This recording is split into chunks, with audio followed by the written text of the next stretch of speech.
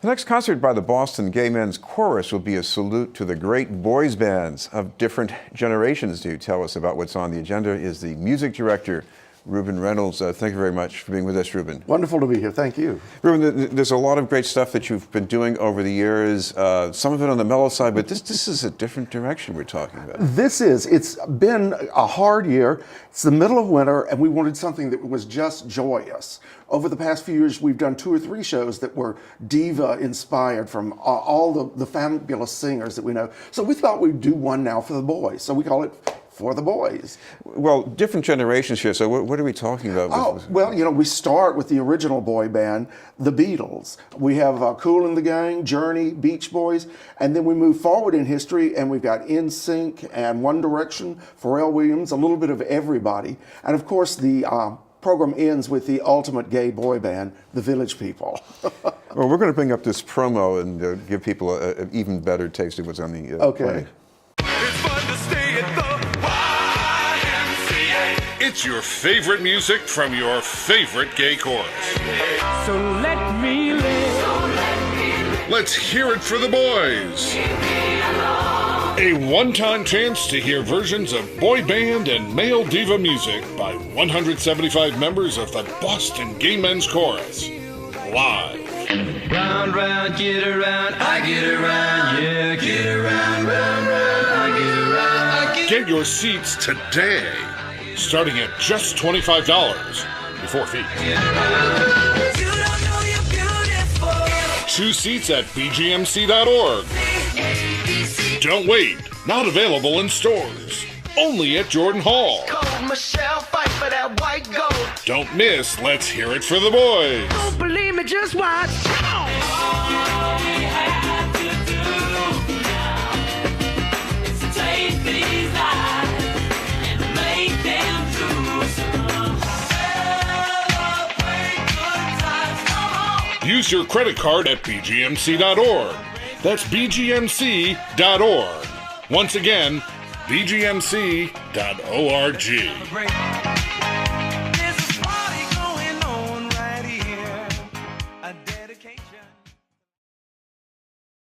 Talk about the people in the chorus, because talking about different generations, when you look at the faces, that's exactly what I see right there. Well, actually, this is our 35th anniversary this year, and we have 3 guys who were in the chorus back then and started it, who are still with us. So, and they're in their, we have guys up to in their early 80s, and we have guys in their early 20s. In fact, we find that more and more young people in their 20s are coming and joining the chorus. It becomes their way of being part in this kind of disconnected world to being part of something real where they feel like they can be a part of a family and make a difference in the world. Well, what makes them feel that it's a family? Well, we do a lot to encourage that. I mean, first you come together for 6 hours a week to rehearse. You're always with each other. Everyone, when they join the chorus, is assigned a buddy who is much like them to help them, guide them through the process. We do sectionals for each section every every concert, and then we do a party for each section. So you get to know the people in your section. It's not like the days, 20 years ago when we were taking care of each other as AIDS ravaged our chorus, but we still do a lot to build community amongst guys. We have a thing now where we talk about the baby gays, the young ones who don't really know our history. So we're trying to do projects that tell about our history so that they learn where they came from, so to speak. Well, talk about the healing mission here. Unfortunately, we had a need for that last year with the mass shooting in Orlando, Florida. And I guess your chorus tapped into that in some way. Well, we actually sang here at Emmanuel Church at an interdenominational service of remembrance, I think, the Thursday after the event. And it was incredibly moving. We sang "You'll Never Walk Alone" and "Let There Be Peace on Earth." And a church full of people, and it was just beyond moving to us to be part of it. And then we went immediately to Denver for the Gala Conference, which is the Gay and Lesbian Association of Choruses. And every 4 years, all of the gay choruses and lesbian choruses from around the country come together to sing for each other. And the Orlando chorus was there. And to be able to sing for them and hear them sing was just an incredible experience. And we're going to bring up a little excerpt of You'll Never Walk Alone. And this was originally Rodgers and Hammerstein from Carousel? Yes. Totally yes. different context here.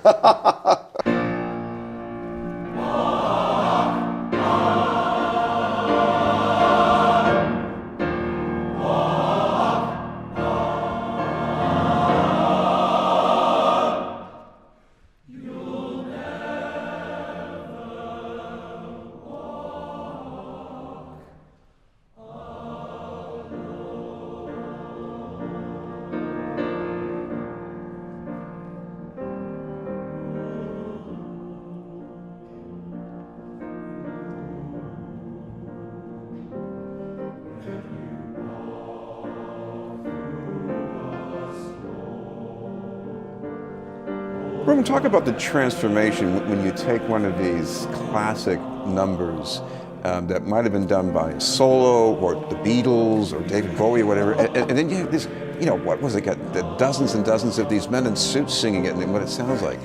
Well, one example is Queen, the music of Queen.